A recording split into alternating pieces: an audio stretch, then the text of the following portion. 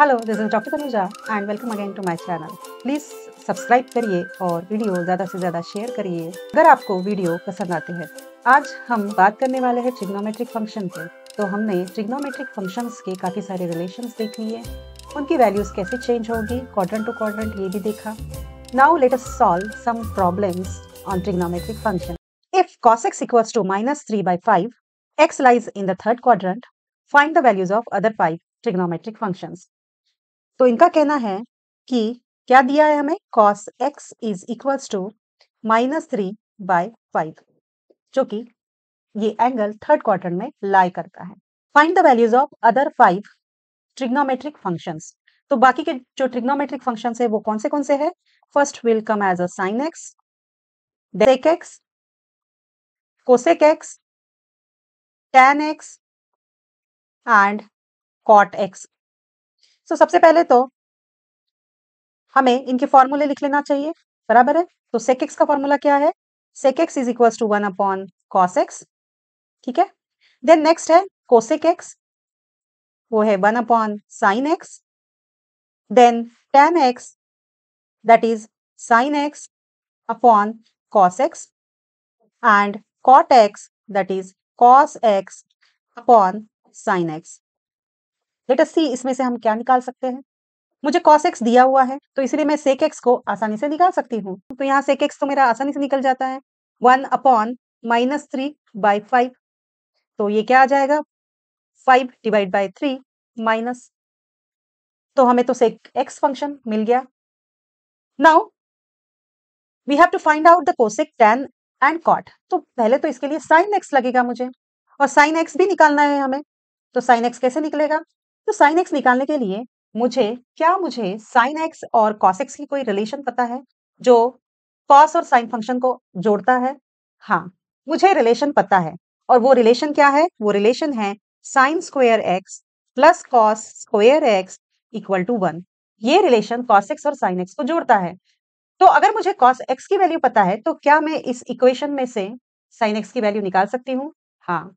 तो let us put यहाँ पर sin स्क्वायर x और cos x की जो वैल्यू है वो है -3/5, तो उसका स्क्वायर है equal to 1। So therefore sin square x is equals to 1 minus, इस वैल्यू को हम राइट साइड में लेकर जाएंगे, ये इसका स्क्वायर करेंगे तो ये आ जाएगा 9/25। तो जब हम इसको रिजॉल्व करेंगे तो 25 माइनस 9, 16 डिवाइड बाय 25। तो ये sin स्क्वायर x। तो देयरफॉर sin x का वैल्यू क्या हो जाएगा? sin x is equal to 4/5। ये sin x जो है इधर, ये sin स्क्वायर x है। तो अगर मैं +4 का स्क्वायर करती हूँ या +5 का, तो भी मुझे 16/25 ही मिलना है। या फिर मैं -4 का या -5 का स्क्वायर करती हूँ तो भी मुझे सेम ही वैल्यू मिलना है, 16/25। तो क्या ये जो मेरा आंसर आया है इट इज पॉजिटिव -4/, लेकिन एक और बात है, वो क्या है कि इन्होंने कहा है cos x जो है that is lying in the third quadrant, और थर्ड क्वाड्रेंट में cos x और sin x दोनों क्या होते हैं? दोनों भी नेगेटिव होते हैं। तो इसीलिए यहाँ पे sin x क्या आएगा? -4/5 आएगा। नाउ नेक्स्ट, अब मुझे sin x पता है तो मैं बाकी के फंक्शन निकाल सकती हूँ। तो सबसे पहले तो हम cosec x फंक्शन निकाल लेते हैं, दैट इज 1/-4/5। ये क्या आ जाएगा? -5/4। देन tan x क्या हो जाएगा? -4/5 डिवाइडेड बाय, यहाँ पर cos x जो है वो है -3/5, तो 5 कैंसल, एंड tan x कितना आ जाएगा? 4/3। एंड cot x क्या आ जाएगा? तो cos x जो है वो है -3/5, और sin x जो है वो है -4/5, तो cot x क्या आ जाएगा? 3/4।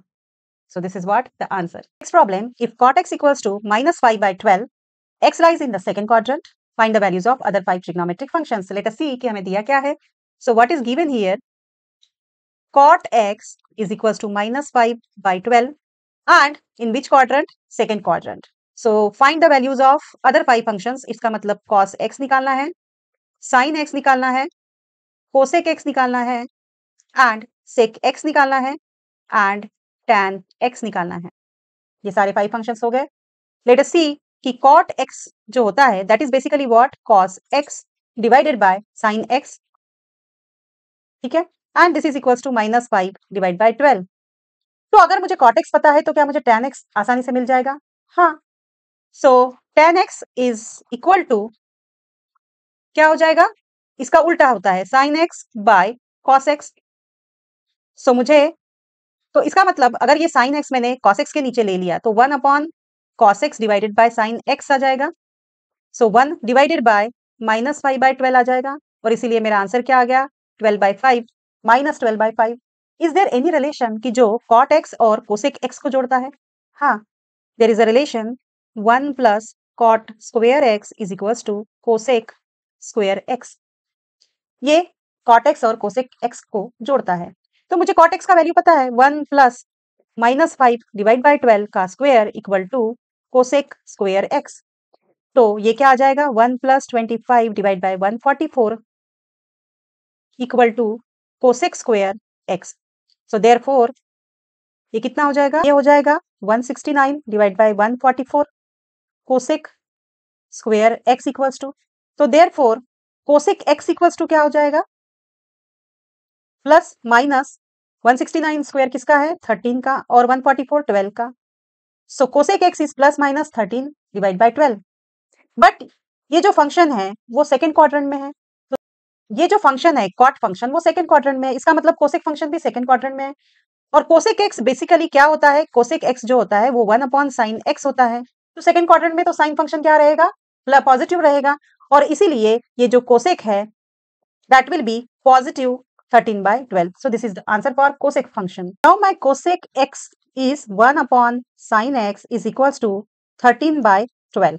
Okay.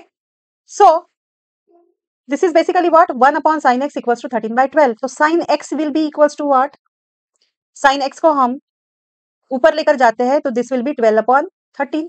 sin x जो होगा वो 12 upon 13 हो जाएगा और ये सेकेंड क्वाड्रेंट में है इसीलिए sin x क्या हो जाएगा? sin x पॉजिटिव 12/13 रहेगा। नाउ नेक्स्ट cosec x निकल गया, sin x निकल गया। अब हमें निकालना क्या है? अब हमें निकालना है sec x। So sec x is equals to 1 upon cos x। अब हमें tan x की वैल्यू तो पता है, ठीक है? तो क्या ऐसा कोई रिलेशन है कि जो tan और sec को जोड़ता है? हाँ, देयर इज अ रिलेशन जिसको हम यूज कर सकते हैं। तो कौन सा रिलेशन है? तो 1 plus tan square x is equals to sec square x, ये रिलेशन है। तो 1 प्लस tan x कितना है हमारा? -12 डिवाइडेड बाय 5, इसका square equal to sec square x। अब इसको हम अगर रिजॉल्व करते हैं तो ये 144 डिवाइड बाय 25 आ जाएगा sec square x। So after resolving this, it will become 169 divided by 25, that is equals to sec square x. So this is what? 13 divided by 5 of whole square equal to sec square x. So therefore sec x is equals to 13/5. अब ये जो sec x है that is basically 1 upon cos x और second quadrant में जो है वो cos x negative होता है तो इसीलिए sec x का वैल्यू जो रहेगा वो -13 डिवाइड बाय 5 रहेगा। सो अब हमें sec x मिल गया है, मुझे sec x मिल गया, tan x मिल गया, cosec x मिल गया, sin x भी मिल गया, अब cos x नहीं मिला है। तो हमें पता है कि sec x is equals to 1 upon cos x, this is equals to -13 upon 5. तो therefore cos x क्या हो जाएगा? That will be -5 divided by 13. So this is the answer. Find the value of sin 31 pi by 3. अब ऐसे questions को solve करने के लिए हमें ये चार्ट को याद रखना है अगर ऐसे क्वेश्चंस करने हैं तो। लेकिन यहाँ पर sin 31 पाई बाय 3 वो तो उसका तो आंसर है नहीं। तो फिर हमें ये जो फंक्शन दिया हुआ है sin का that is sin 31 pi by 3 इसको हमें ऐसे प्रॉब्लम को सॉल्व करने के लिए sin फंक्शन को ये जो एंगल की वैल्यूज दी है इन वैल्यूज में लेकर आना पड़ेगा। तो फिर कैसे लेकर आएंगे? क्योंकि हमें सिर्फ ये वैल्यूज ये एंगल की वैल्यूज के लिए ही sin cos और tan फंक्शन की वैल्यूज पता है। तो फिर कैसे लेकर आएंगे? बेस्ड ऑन व्हाट रिलेशन हम उसको डिवाइड करेंगे? तो हमें पता है, हमें एक रिलेशन पता है, अगर साइन का कोई एंगल है उसमें अगर मैं multiple of twice pi add कर देती हूं तो that is equal to same value देगा जितना कि साइन एक्स देगा।